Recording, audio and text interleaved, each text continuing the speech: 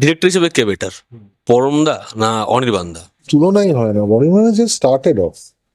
পরম has shown a range already. মানে for a person to do a সোনার পাহাড়, এই রাত তোমার আমার, and the same person to do a নিকশ ছায়া and a পর্ণ সর্বরী, definitely পরম।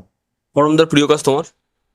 সোনার পাহাড় সব ইন্টেলেকচুয়ালাইজেশন সব ছেড়ে ফেরে দিয়ে ফাইনালি ল্যাক্রিমাল গ্ল্যান্ডস কথা বলে যখন কালো যে নামটা আসে না সিনেমার শেষে, ঠিক ওই মুহূর্তে তোমার কেমন লাগছে সেইটা যদি if you can ever find out for any audience, you know what the film is doing.